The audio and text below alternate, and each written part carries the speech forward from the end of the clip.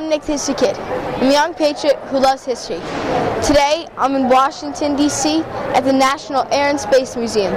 Behind me is Charles Lindbergh's Spirit of St. Louis.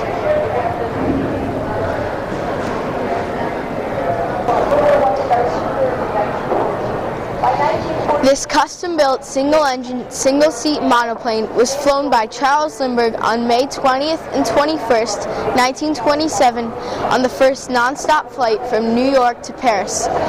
This was the high point of Lindbergh's life. Now let's go to East Amwell, New Jersey, which is where, in 1932, Lindbergh suffered the lowest point of his life and endured what was soon to be known as the crime of the century.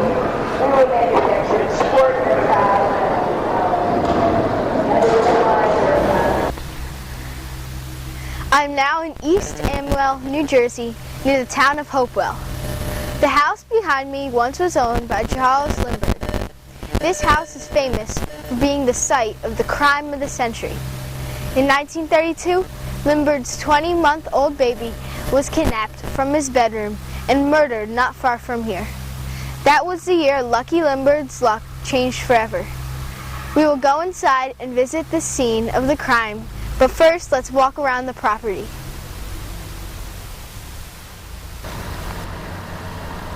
This two-story, 20-room French country-style home was newly built in 1932 when the kidnapping occurred. This house was on 7 acres of land and cost $50,000. Charles Lindbergh wanted a place that was far from the public eye and big enough for an airplane landing strip.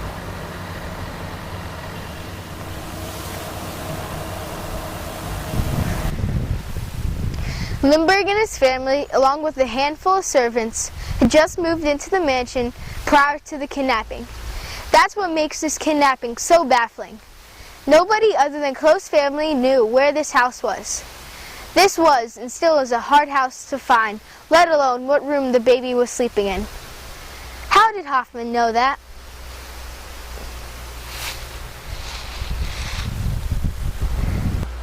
On the night of Tuesday, March 1st, 1932, little Charles Jr. was taken from his second-story nursery by a kidnapper who left no fingerprints but did leave a note demanding $50,000 in ransom. That was his nursery.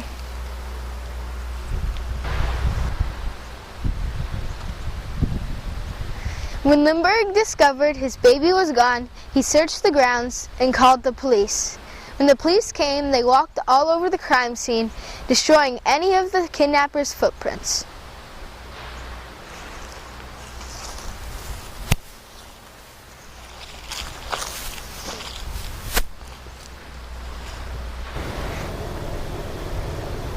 In addition to the ransom note, the police found a homemade ladder and chisel near the house. Now let's go inside the baby's nursery on the second floor. We are now in the Lindbergh mansion. Let's go find the stairs to the baby's bedroom.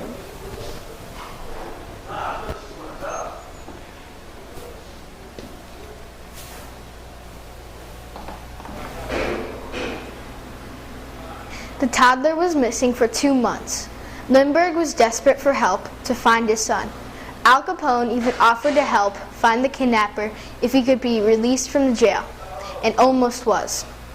Then, in May 1932, the baby's battered body was found in a ditch 4.5 miles from here by a truck driver who pulled over to relieve himself.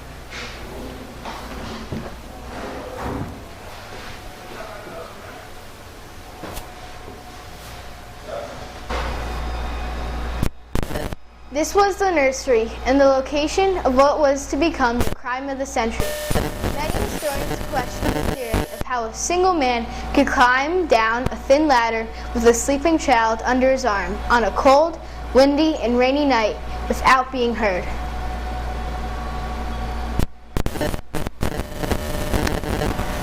This is an exact copy of the ransom note that Hoffman left on the windowsill on his way down the ladder, and I'm going to recreate it for you.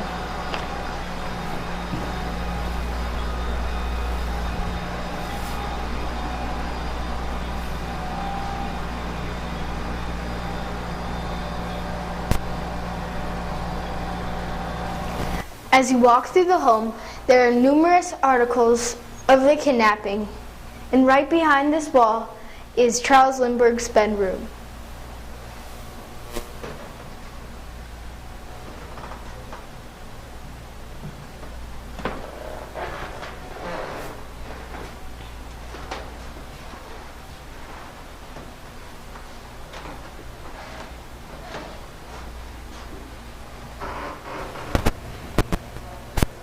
This house was a haunting history. It's sad that Lindbergh never got to enjoy their dream home in rural New Jersey. In 1933, just over a year after his son's murder, Charles Lindbergh gifted this estate to the state of New Jersey. Now let's go to the Hunterdon County Courthouse, where the crime of the century trial was held, and learn about our suspect.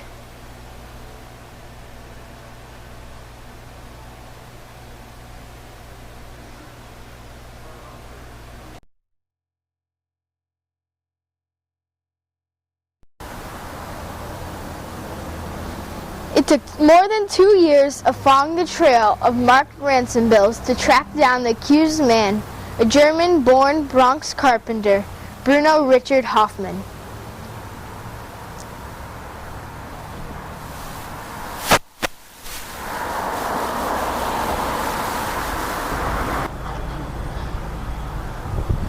Hoffman was charged with extortion and murder.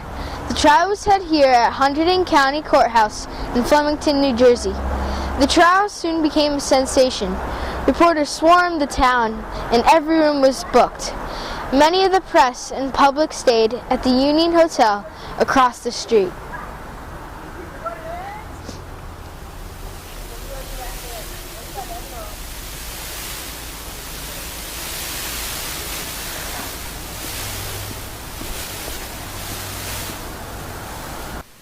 This is the actual courtroom where the crime of the century was held.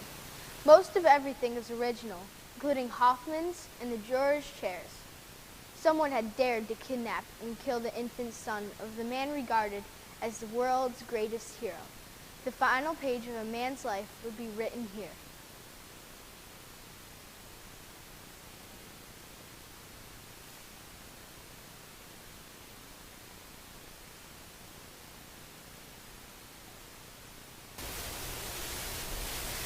We are about to enter where the prisoners were held, and they could be held here up to a year.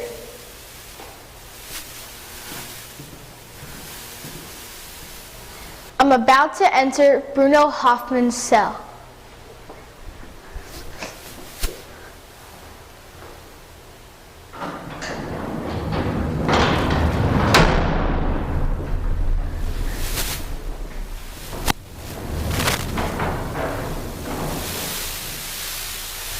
I can only imagine what was going through his head the 5 months he was in here.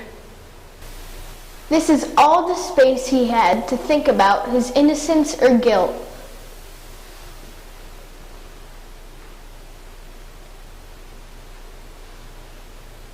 This is the chair Hoffman used during the trial. I can't imagine what was going through his head. Was he sorry he killed the baby? Or was he only sorry he got caught?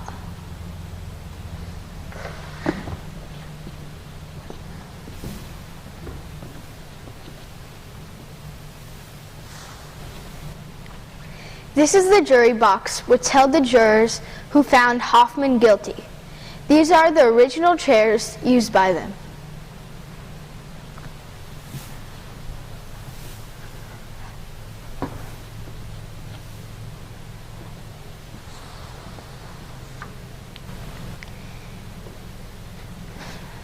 The balcony at the back of the courtroom is where most of the press were seated during the trial.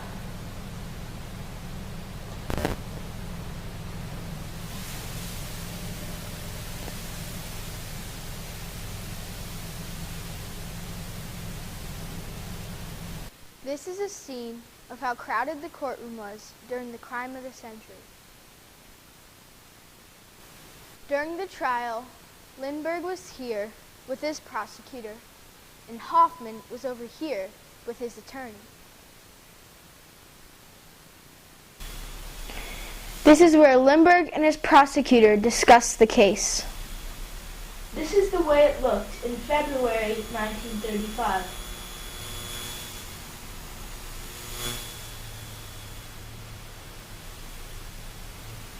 This is where Lindbergh and Hoffman sat during the trial to tell their story.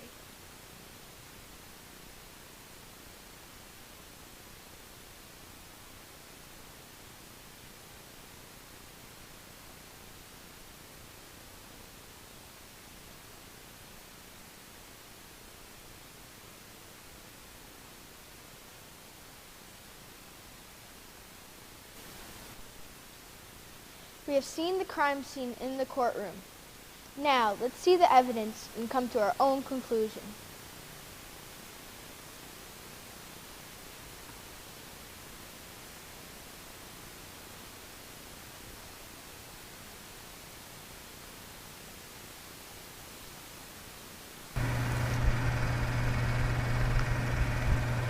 I'm now in West Trenton, New Jersey, at the New Jersey State Police Museum, where all the evidence from the trial of the century is kept. Let's go inside and check it out.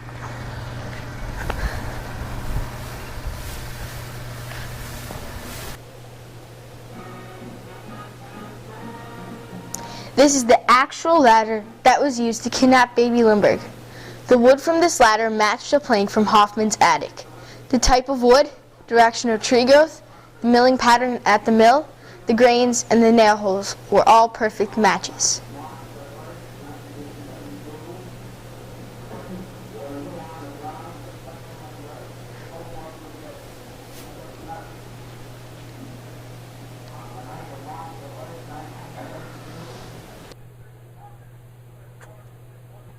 Bruno Hoffman was executed in this electric chair at the New Jersey State Prison on April 3, 1936 at 8:44 in the evening. He proclaimed his innocence to the end.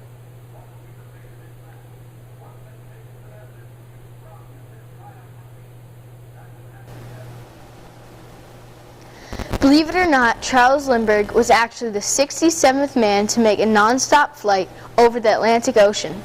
According to Robert Ripley, 66 others crossed the Atlantic in 1919 before Lindbergh in two dirigibles, Zeppelins, blimps.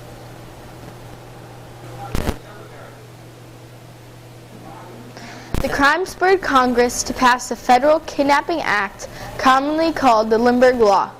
The law made transporting a kidnapping victim across state lines a federal crime.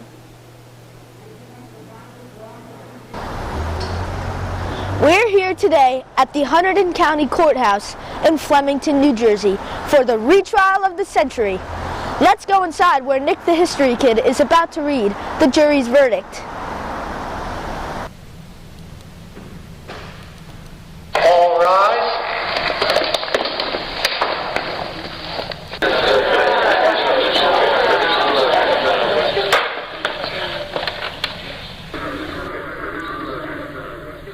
Bruno Richard Hoffman, at the time of your arrest, you were in possession of nearly $4,000 of the marked ransom money. The ransom notes were consistent with your handwriting. The wood you used the ladder was a match with the wood in your attic. And your notebook contained a sketch of a similar ladder to the one found in Lindbergh's home in March 1932. This court finds you, Bruno Richard Hoffman, guilty of extortion and murder. I do not believe you intended to murder the infant, but in fact dropped the baby while on the ladder, where the baby received a massive head wound. You then disposed the baby 4 miles from the house in a ditch.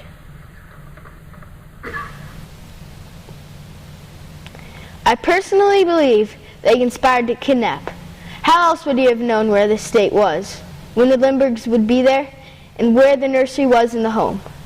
This court sentences you to death by electrocution.